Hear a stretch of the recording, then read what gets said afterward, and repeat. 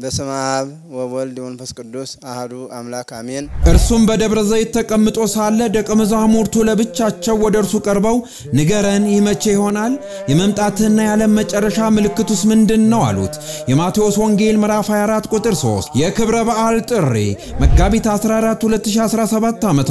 በሰሜን ሸዋ ሀገረ ስብከት በምንጃር ሸንኮራ ወረዳ በሳማ ብሔረ ሕያዋን እግዚአብሔር ሰንበት አንድነት ገዳም በሰሜን ሸዋ ሀገረ ስብከት በምንጃር ወረዳ የሚገኘው የሳማ ሰንበት ብሔረ ሕያዋን እግዚአብሔር ሰንበት አንድነት ገዳም ጥንታዊና በኢትዮጵያ ደረጃ በሌላ ቦታ የማይገኝ በነገስታቱ ዘመን ጀምሮ ለ300 ዓመታት ሲከበር የነበረ ጥንታዊና ታሪካዊ ቦታ የጌታችን የመድኃኒታችን ኢየሱስ ክርስቶስ ነገረ ምጽአቱ በዓል የሚነገርበትና የሚከበርበት የሚመሰገንበት የሚገለጥበት ታላቅ ቦታና ስፍራ በአብይ ጾም እኩሌታ በዕለተ ደብረ ዘይት የጌታችን የመድኃኒታችን ኢየሱስ ክርስቶስ ነገረ ምጽአቱ የሚታሰብበት ታላቅ በዓል በሳማ ብሔረ ሕያዋን እግዚአብሔር ሰንበት አንድነት ገዳም በሌላ ቦታ የሌለ የታወቀና ታላቅ ጥንታዊ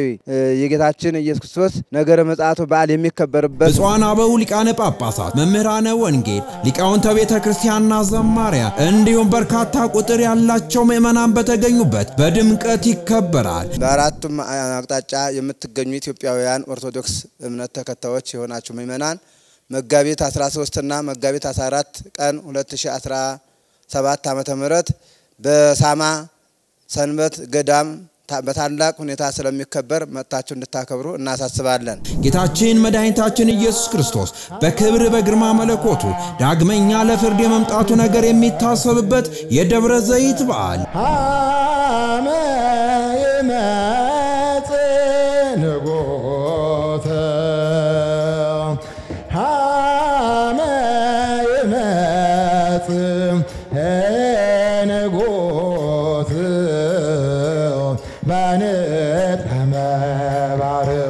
በኢትዮጵያ ብቸኛው የእግዚአብሔር ሰንበት ጽላቱ በሚገኝበት በታሪካዊውና በጥንታዊው በሳማ ብሔረ ሕያዋን እግዚአብሔር ሰንበት አንድነት ገዳም ለጌታችን ለመድኃኒታችን ኢየሱስ ክርስቶስ ነገረ ምጽአቱ በዓል ሳማ ሰንበት ገዳም መጋቢት 13 እና 14 2017 ዓ.ም ታላቅ በዓል ስለሚከበር በዓሉ በኢትዮጵያ ደረጃ የታወቀና ጥንታዊ ለ300 ዓመታት ጀምሮ ሲከበር የነበረ በዓል እንዲሆነ በሁሉም ኦርቶዶክስ ተዋህዶ ሃይማኖት እምነት ተከታዮች የታወቀ ነው። ከሁሉም የሀገሪቱ ክፍላት ወደ ገዳሙ የምትጓዙ ምእመናን መንገዱ ሰላም የሆነና ምንም አይነት የጸጥታ ስጋት የሌለበት በመሆኑ የሰንበት ጌታዋን ታምናችሁ ኳዜማው ጀምሮ ለተምጽአቱ በሚታሰብበት በኢትዮጵያ ብቸኛ በሆነው ገዳም በመገኘት በዓሉን አክብራችሁ ትከብሩ ዘንድ ገዳሙ ጥሪውን ያስተላልፋል። አካባቢው ሰላምና ጸጥታው የተከበረና ምንም ነገር ስጋት የሌለበት መሆኑን እየገለጽን መንገዱም የተስተካከለና አማራጭ መንገድ ሁሉ የተሰራለት መሆኑን አውቃችሁ ከወዲሁ ተዘጋጅታችሁ እንድትገኙና መጣችሁ እንድታከብሩ የበረከቱ ተሳታፊ እንድትሆኑ